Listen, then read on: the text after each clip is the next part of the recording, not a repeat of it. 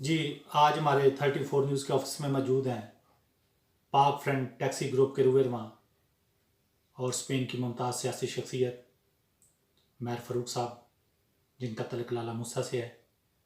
उनसे पूछते हैं कि जो कोरोना वायरस ने ये टैक्सी सेक्टर को मुतासर किया है, इसके बारे में उनकी क्या राय है। जी मैर जी। जी अस्सलाम वालेकुम जनाब सोतरा साहब।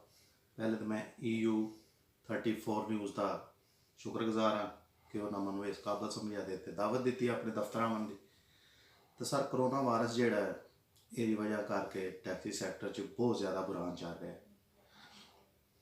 तो खास तौर पर असी जो गैर मुल्की हैं उन्होंने वास्ते पाकिस्तानियों वास्ते पाकिस्तानियां इस बुरान च भी जड़ा स्पेन वालों का फुल साथ दिता है।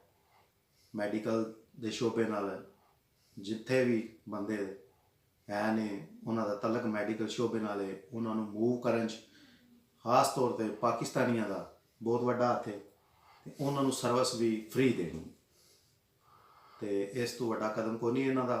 इन्हों की असी जोड़े भी दोस्त जिन्हें भी सर्विस दी है उन्होंने खराजे तहसीन पेश करने हैं कि उन्हें बहुत वड्डा काम किया। तो बुरान जोड़ा कोरोना वायरस की वजह तो सार के इन्ना कि जोड़ा इस टाइम साढ़े बंदियां जोड़े अगों अस टैक्स पे करने ने या किस्तां देनियां ने उन्होंने बहुत ज़्यादा मुश्किलात है कि गौरमेंट ने टैक्सी सैक्टर वास्ते बिल्कुल कोई ऐलान नहीं किया। किसी किस्म की मदद का भी जोड़े बंदे तुहानूं कर रहे हैं उन्होंने वास्ते कोई ऐलान नहीं। तो काम तो बंदे निकल रहे हैं पर काम है ही को नहीं।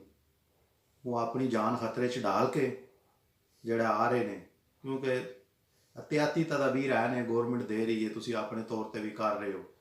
पर किसी भी बंदे नाल तुहाडा जिहड़े भी सवारी बहती है उत्थे टैक्सी च 1.5 मीटर जगह नहीं है सारी तो वो तुसी जनाब उहदे नाल तुहाडा कंटैक्ट तो हुंदा ही हुंदा। तो बहुत मुश्किल हालात ने। मेरा तो मशवरा है ये दोस्तों को कि जिन्ना ज़्यादा हो सके घर ही रहो तुसी एहतियात करो क्योंकि बाहर निकल के भी तुसा टाइम ही ज़ाया करना है कुछ भी नहीं है। तो चलो अल्लाह पाक बेहतर करेगा। अल्लाह करे तो इस बीमारी तो साड़ी जान छूटे तो असी दोबारा अपनी खुशो खुरम जिंदगी आगाज़ करिए।